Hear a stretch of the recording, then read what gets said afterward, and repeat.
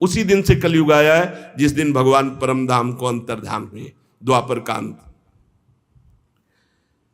तुमने जो पूछा परीक्षित जी ने मारा क्यों नहीं इस कलयुग को, तो दिग्विजय के समय राजा परीक्षित की दृष्टि पड़ी, जो ही दृष्टि पड़ी कलयुग समझ गए मार डालेंगे, क्योंकि भगवत शक्ति से संपन्न है।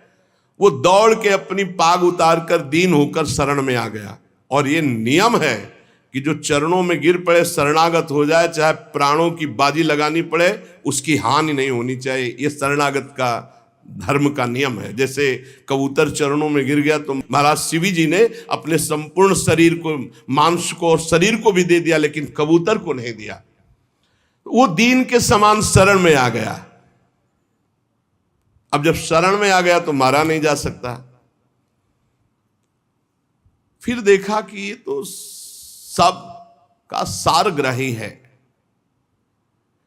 जो फल तपस्या, योग एवं समाधि से नहीं मिल सकता, वो कलयुग में हरिनाम से मिल सकता है। ए देखो, ये सार वस्तु कलयुग की पकड़ी महाराज परीक्षित जी ने।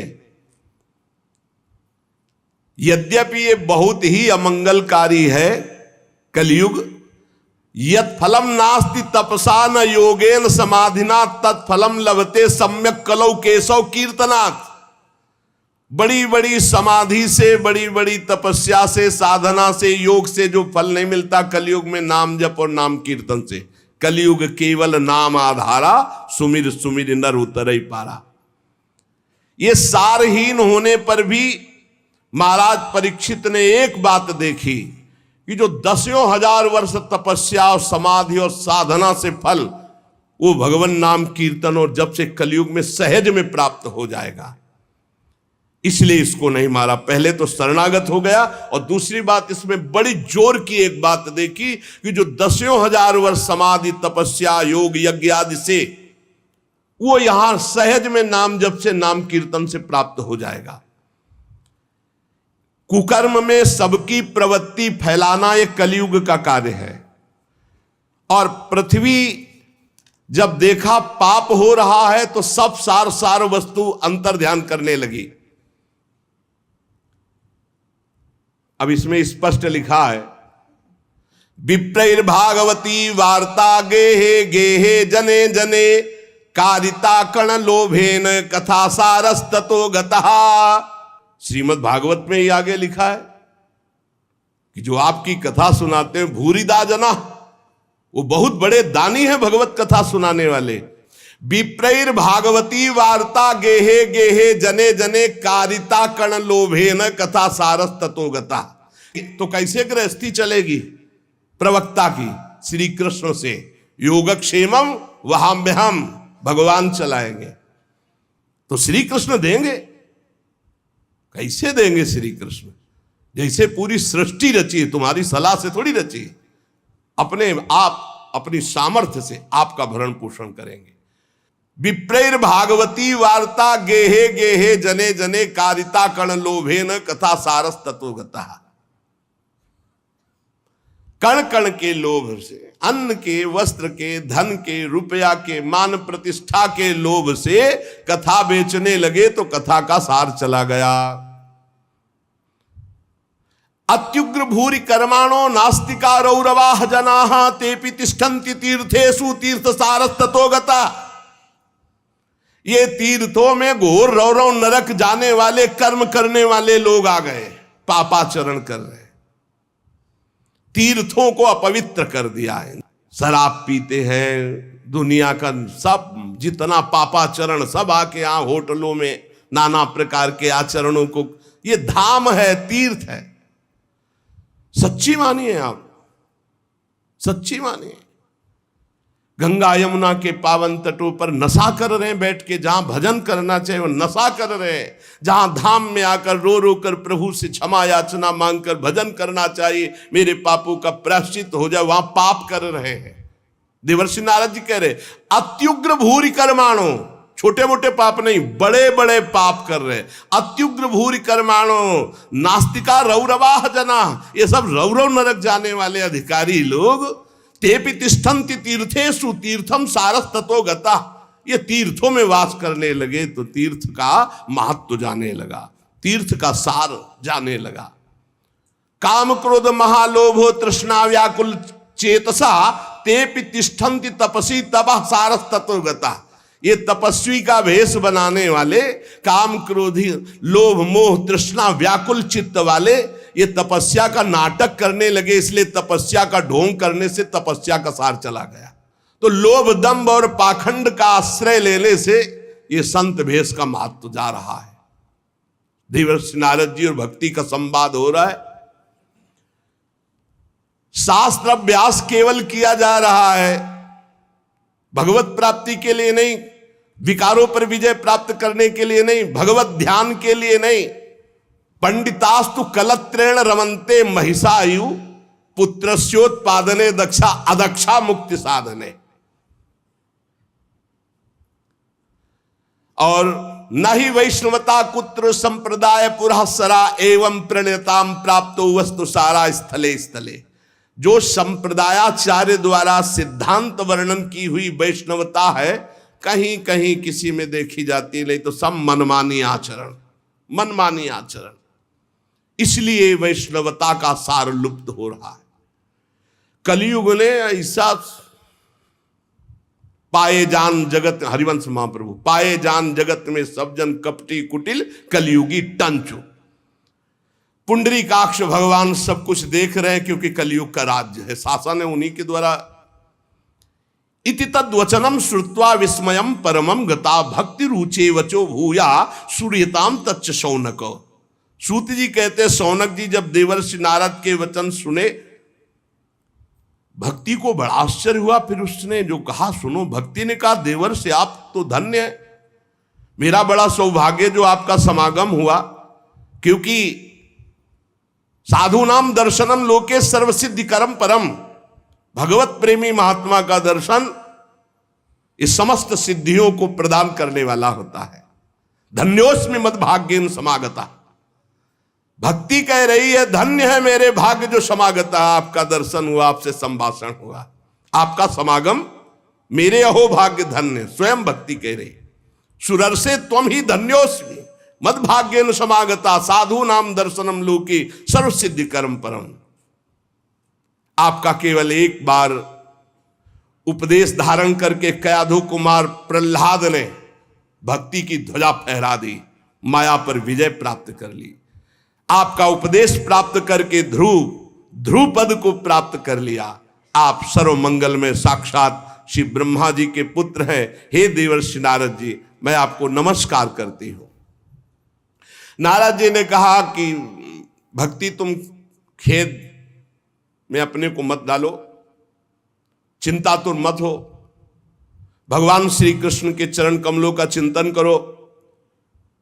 भगवान की कृपा से सारे दुखों का नाश हो जाता है। दुख नाश का उपाय क्या?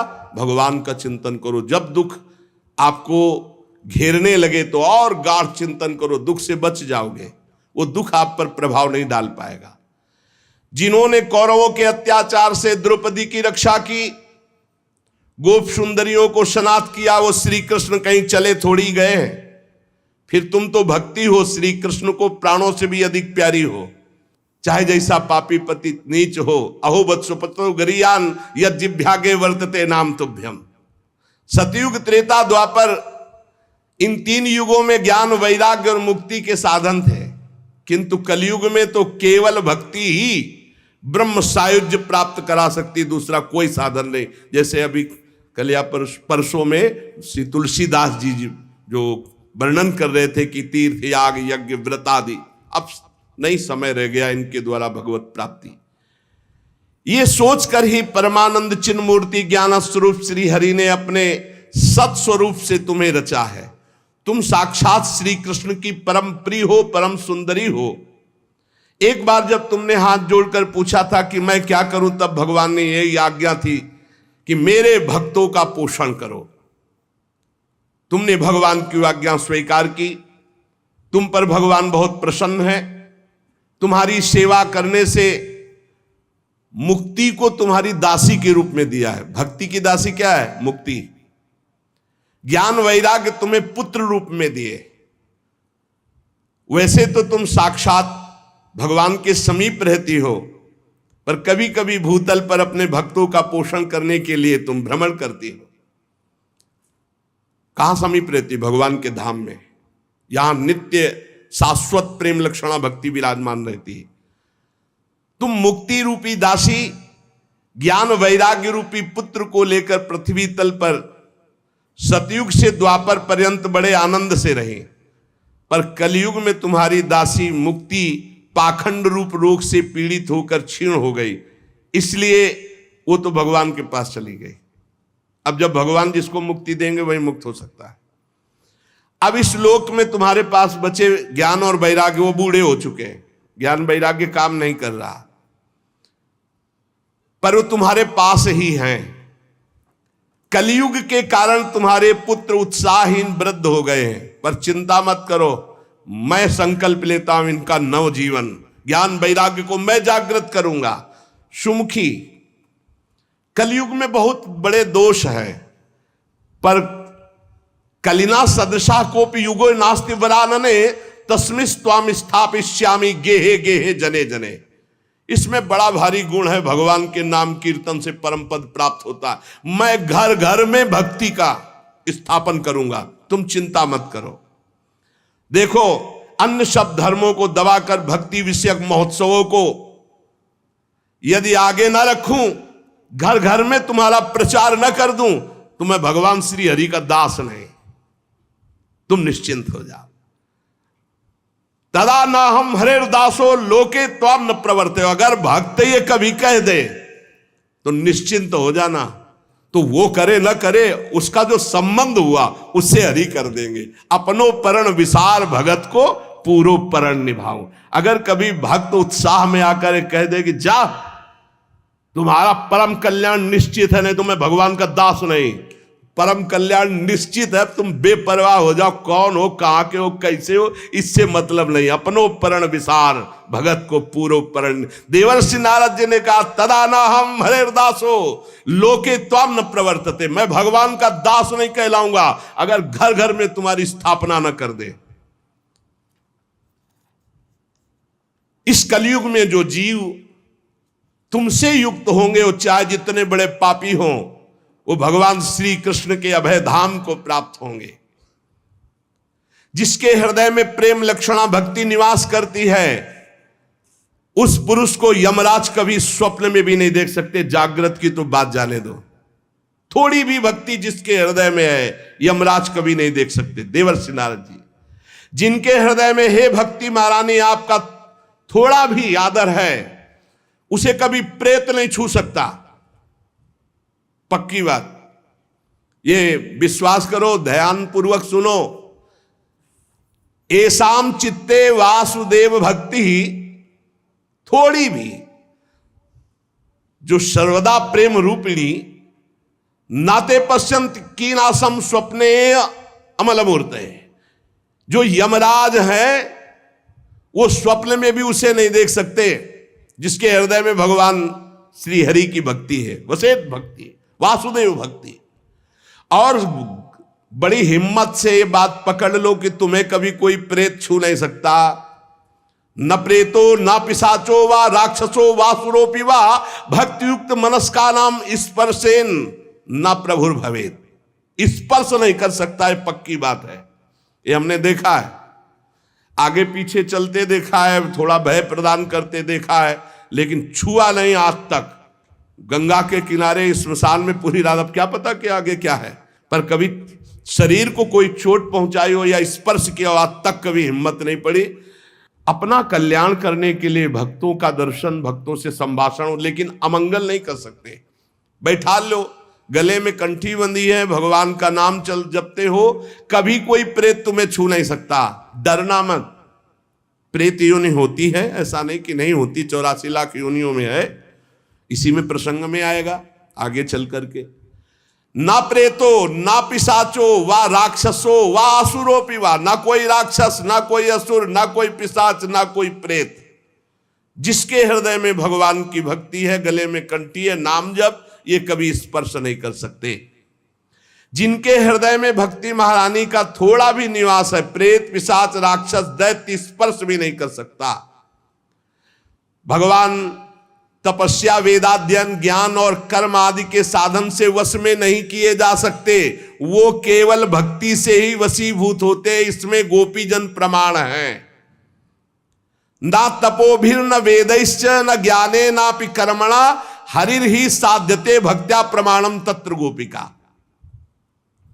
ये जो भगवत चर्चा, धाम आना, सत्संग सुनना, नाम जप करना, भगवान की भक्ति में बोले नृणाम जन्म सहस्त्रेण भक्तो प्रीतिर ही जायते कलौ भक्तिर भक्त्या कृष्ण पुरा स्थिता।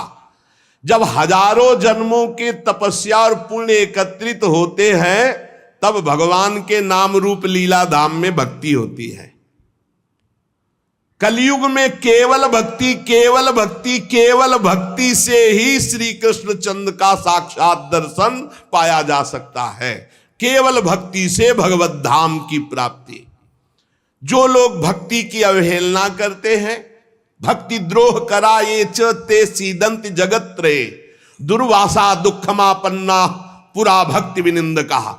जो लोग भक्ति से द्रोह करते हैं, भक्त से द्रोह करते, वो चाहे दुर्वासा जैसे तपस्वी क्यों न, तीनों लोक में भारी दुख ही दुख पाएंगे। बस अलम व्रतैरलम तीर्थैरलम योगैरलम मकई अलम ज्ञान कथा लापैर भक्ति रे कैव मुक्तिदा। बस व्रत से, तीर्थ से, योग से, यज्ञ से, ज्ञान चर्चा से अब भगवत प्राप्ति नहीं। कलिकाल है, एकमात्र भक्ति से ही परम मोक्ष, परम पद जो चाहोगे वो प्राप्त हो जाएगा। सूत जी कहते हैं इस प्रकार नारद जी के श्रीमुख से जब भक्ति का भक्ति महारानी और पुष्ट हो गई। अहो नारद धन्योषि प्रीतिस्ते मयि निश्चला ना कदाचित विमुंचामि चित्ते स्थास्यामि सर्वदा। नारद जी आप धन्य हैं, आपकी मुझ में निश्चल प्रीति है, मैं सदा आपके हृदय में वास करती हूं, मैं कभी आपको छोड़कर एक क्षण भी नहीं जा सकती। साधु आप बड़े कृपालु हैं, आपने अपने क्षण भर की वार्ता से मेरे सारे दुख दूर किए, पर मेरे पुत्रों में चेतना नहीं आई, अभी तो वृद्ध ही है। आप कृपा करो मेरे पुत्र में भी चेतना आ जाए ज्ञान वैराग्य में। भक्ति के वचन सुनकर नारद जी को बड़ी करुणा आई और उन्हें हाथ से ऐसे पकड़कर जगाने लगे कि भाई ज्ञान उठो, वैराग्य उठो। बहुत जोर लगाया लेकिन नहीं उठे। तब वेदांत सुनाया, वेदांत घोष, फिर गीता पाठ सुनाया, फिर वो कुछ जमाई लेते हुए उड़ा ऐसे, लेकिन जगे नहीं, न गीता पाठ से न वेदांत घोष से। नारद जी ने देखा कि जमाई ले रहे, थोड़ा नेत्र उघा रहे, बस फिर वैसे ही सो गए। उन्होंने सोचा क्या किया जाए, वेदांत से नहीं जग रहे, गीता से नहीं जग रहे, ज्ञान वैराग्य। बड़े दुर्बल, केश सफेद, अस्थि मात्र हुए रहे शरीरा, मतलब एकदम निस्तेज। नारद जी ने सोचा मुझे क्या करना चाहिए, कैसे इनकी वृद्धावस्था जाए, कैसे ये जगे ज्ञान वैराग्य।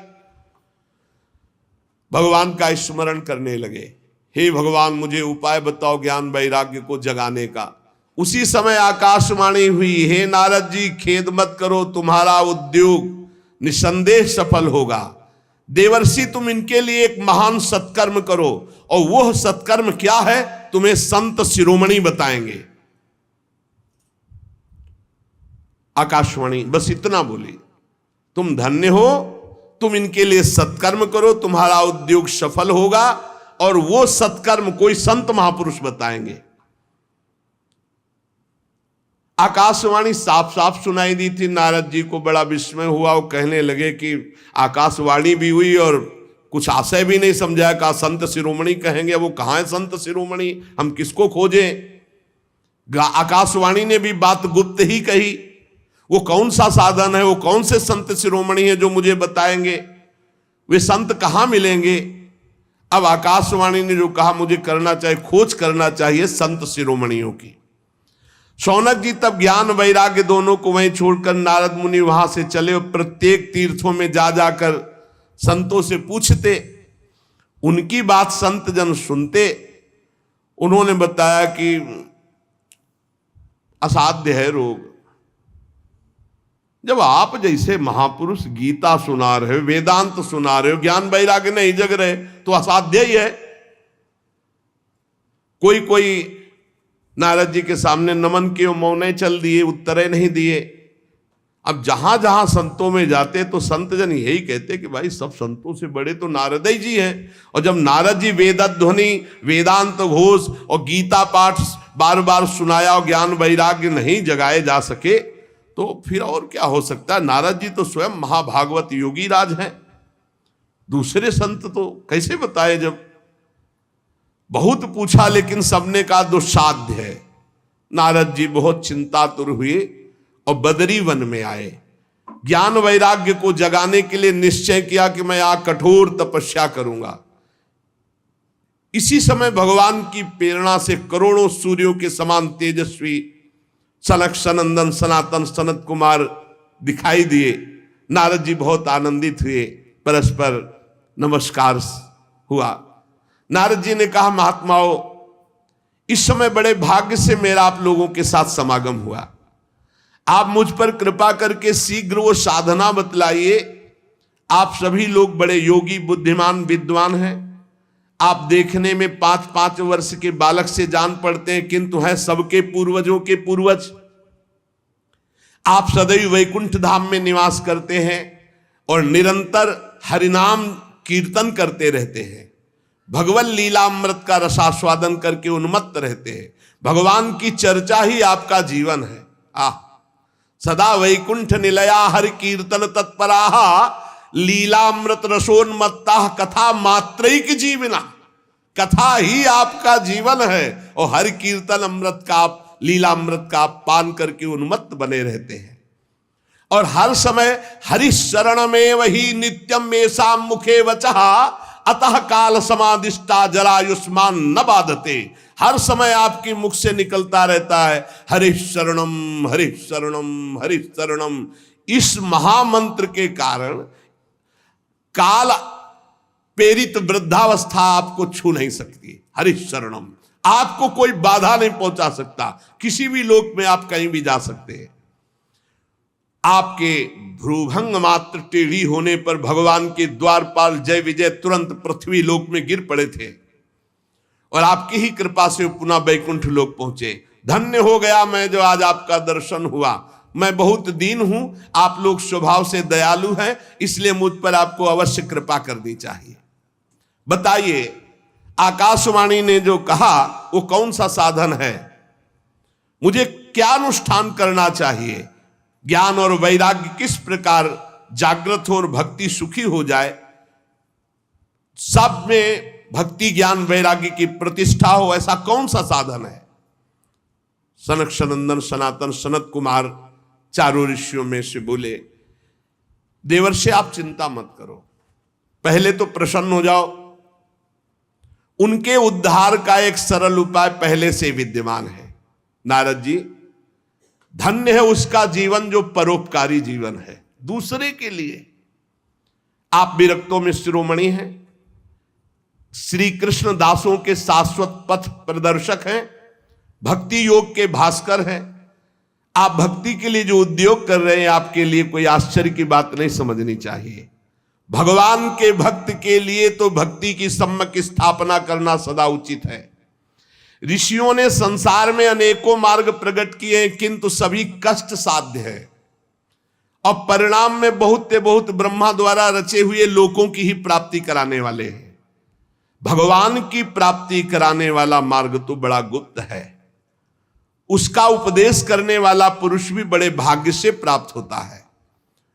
आपको आकाशवाणी ने जिस सत्कर्म का संकेत किया है उसे हम बतलाते हैं।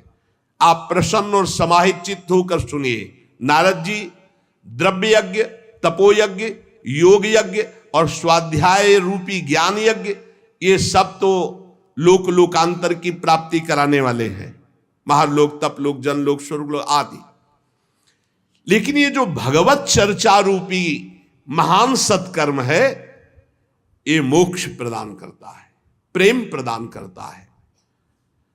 भगवान की जो दिव्य चर्चाएं हैं, जिसे परमहंस श्री सुखदेव जी ने गान किया है, जब संपूर्ण भागवत की चर्चा ज्ञान और वैराग्य भक्ति को सुनाई जाए तो तत्काल इनको बल मिलेगा, इनका कष्ट चला जाएगा और ये आनंद से उन्मत्त होकर नृत्य करेंगे।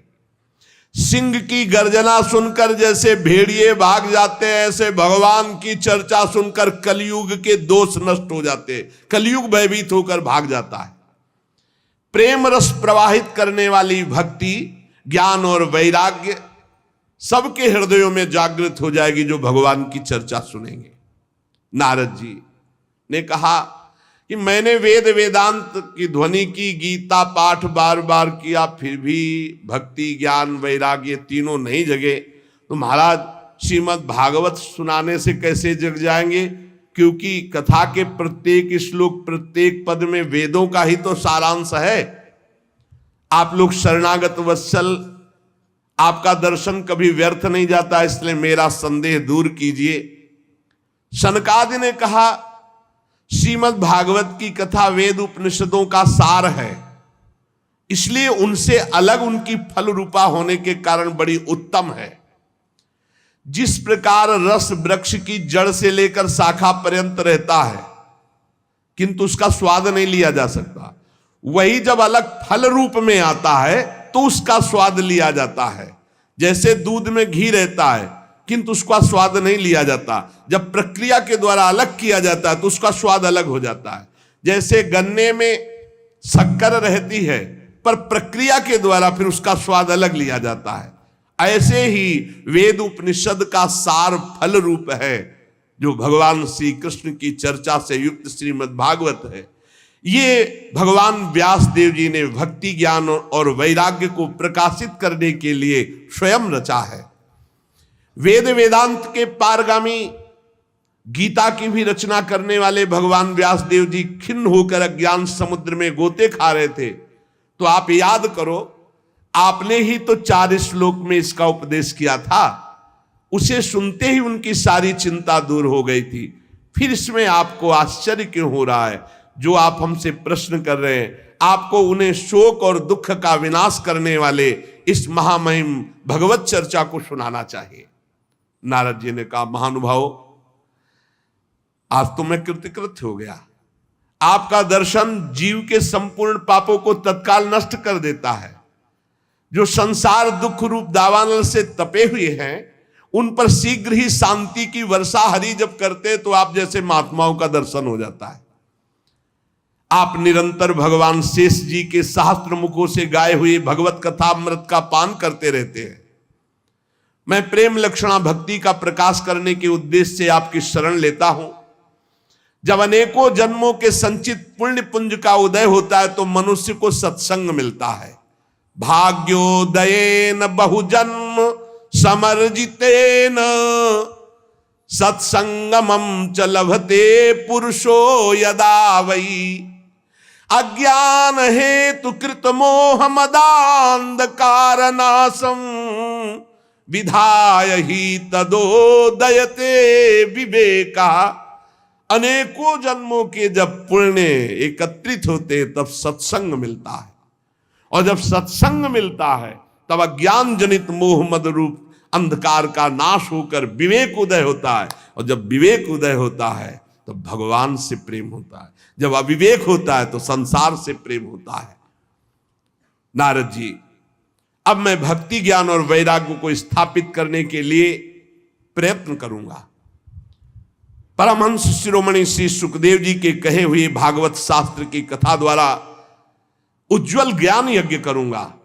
यह यज्ञ मुझे कहां करना चाहिए, आप इसके लिए कोई स्थान बतला दीजिए। आप लोग वेद के पारगामी विद्वान हैं, इसलिए मैं सुख शास्त्र की महिमा सुनना चाहता हूं। इसकी विधि क्या है, कितने दिनों में सुने, कृपा करके बताइए। जब नारद जी ने ऐसा कहा तो शनकादि बोले, आप बड़े विनीत हैं, क्योंकि सब जानते हुए आप पूछ रहे हैं, सर्वज्ञ हैं आप। पर आप पूछ रहे हैं इसलिए हम आपको ये बातें बता रहे हैं। इस समय हरिद्वार के पास आनंद नामक एक घाट है, बड़ा शांत है, एकांतिक है, ब्रह्म ऋषियों द्वारा सेवित है, देवता सिद्ध लोग वहां सेवन करते हैं, भांति भांति के वृक्ष और लताएं हैं, और वहां कोमल नवीन बालू बिछी हुई है, बड़ा सुरम्य एकांत प्रदेश है। हर समय गंगा जी की कलरव और सुगंध जो कमलों की है वो वायु लाती रहती है। हमें लगता है वहीं इस ज्ञान यज्ञ का आरंभ किया जाए, आनंद घाट में। कथा में अपूर्व रस आता है जब एकांत शांत भागवतिक स्थान हो। हमने देखा है कथा का प्रभाव, और आप देख लीजिएगा, एक बार केवल अनुष्ठान होने दीजिए और आपके सामने निर्बल जरा जीर्ण अवस्था में पड़े हुए ज्ञान वैराग्य यदि नृत्य न करने लगे तो कहना। भक्ति अपनी आंखों के सामने ही देखेगी, वो भी नृत्य करेगी, उनके पुत्र भी नृत्य करेंगे। कथा के शब्द पढ़ते ही ज्ञान और वैराग्य तरुण हो जाएंगे। नारद जी के साथ सनकादि तुरंत वहां से पहले कथा स्थान आनंद घाट गंगा जी के तट पर गए। यहां यमुना जी के पावन तट, परम पावन महामहिम वृंदावन की भूमि में इससे बराबर वो हरिद्वार है, हरि घर है, नहीं ये हरि घर है, वो द्वार है। द्वार से जिस समय तट पर पहुंचे तो सर्वत्र सिद्धों ने ये सूचना पहुंचा दी कि बहुत बड़ा ज्ञान यज्ञ होने वाला है। तो भगवान के रस के जो रसिक जन हैं, भक्त जन हैं, प्रेमी जन हैं, वो सब एकत्रित होने लगे। भृगु जी, वशिष्ठ जी, च्यवन जी, गौतम जी, मेधातिथि, देवल, देवरात, परशुराम, विश्वामित्र, साकल, मार्कंडे, दत्तात्रेय, पिप्पलाद, योगेश्वर, भगवान व्यास, पराशर, छायासुख, जाजल, जन्हू आदि बड़े बड़े मुनि अपने अपने शिष्यों के साथ, परिकर के साथ वहां एकत्रित होने लगे। इसके सिवा मूर्तिमान होकर वेद, उपनिषद, मंत्र, तंत्र, 17 पुराण, 6 शास्त्र, ये सब वहां उपस्थित हुए, क्योंकि सनकादि आदि महापुरुषों के द्वारा भगवत चर्चा। गंगा आदि नदियां, पुष्कर आदि सरोवर, कुरुक्षेत्र आदि समस्त क्षेत्र, सारी दिशाओं के दंडक वन, हिमालय आदि के जितने भी ऋषि मुनि सब आकर के एकत्रित होने लगे। सिद्धों ने बात फैला दी, भगवान की अमोघ चर्चा होने वाली है हरिद्वार में आनंद घाट पर, और बड़े महापुरुषों के द्वारा, इसलिए सब कथा का आनंद लें। तब कथा सुनाने के लिए दीक्षित होकर श्री कृष्ण परायण सनकादि नारद जी के दिए हुए श्रेष्ठ आसन पर विराजमान हुए। सभी ऋषि मुनि देवताओं सबने उनकी वंदना की। श्रोताओं में वैष्णव, विरक्त, सन्यासी, ब्रह्मचारी ये आगे बैठे। सबके आगे देवर्षि नारद जी, एक और ऋषिगण, एक और देवतागण, एक और वेद उपनिषद, एक और तीर्थ, और दूसरी ओर जन साधारण स्त्री पुरुष, ये सब ऐसे विभाग करके कथा सुनने के लिए विराजमान हुए। उस समय बड़ी जोर की पुष्प वर्षा हुई आकाश से, जय जयकार, नमस्कार और शंखों की ध्वनि होने लगी। फूलों की वर्षा, जो विमान पर चढ़कर देवता लोग सब ऋषियों के ऊपर कल्प वृक्ष के फूल बरसा रहे थे। सनकादि ऋषि महात्मा नारद को भगवत चर्चा का महात्म्य स्पष्ट करके सुनाने लगे। सनकादि ने कहा, हम आपको इसकी पहले महिमा सुनाते हैं। जो इसको श्रवण कर ले एक बार सही ढंग से, उसकी मुक्ति निश्चित हो जाएगी। कोई भी हो, एक बार पूरी सम्यक 18,000 श्लोक सुन ले तो निश्चित उसको भगवत प्राप्ति हो जाएगी। पहला ये श्रवण का फल है, तुम्हारी समझ में आवे ना आवे, एक बार आपने ध्यान से भगवत चर्चा सुनी सम्यक, तो इसका फल है कि अंततो गत्वा तुम्हारा कल्याण हो जाएगा। और कहीं ध्यान देकर सुना तो प्रेम लक्षणा भक्ति जागृत हो जाएगी, जो मोक्ष को भी लघु करने वाली है। इसलिए इस कथा का सावधान होकर के आस्वादन करना चाहिए। जो पूरी कथा सुन लेगा तो श्रवण मात्र से श्री हरि हृदय में आकर विराजमान हो जाएंगे, हरि जागृत हो जाएंगे, भय प्रकट कृपाला। अभी यहां तीन गुणों का पर्दा लगाकर आनंद ले रहे, सो रहे, फिर वो जग जाएंगे, पर्दा हट जाएगा और भय प्रकट कृपाला, तो हमें हृदय में ही साक्षात्कार हो जाएगा। यस्या श्रवण मात्रेण हरिश्चित्तम समाश्रयेत। इसमें 18,000 श्लोक, 12 स्कंद, श्री सुखदेव और राजा परीक्षित का संवाद। ये जीव तभी तक अज्ञानवश इस संसार चक्र में भटकता रहता है जब तक उसे भगवान की चर्चा सुनने को नहीं मिलती। जहां भगवान की चर्चा सुनने को मिली, मोह का नाश हुआ और भगवान की तरफ दौड़ पड़ता है। श्री शनकादि इस महामहिम भगवत शास्त्र की महिमा का वर्णन करते हैं। सुशेष चर्चा आगे। श्री राधा वल्लभ लाल की जय।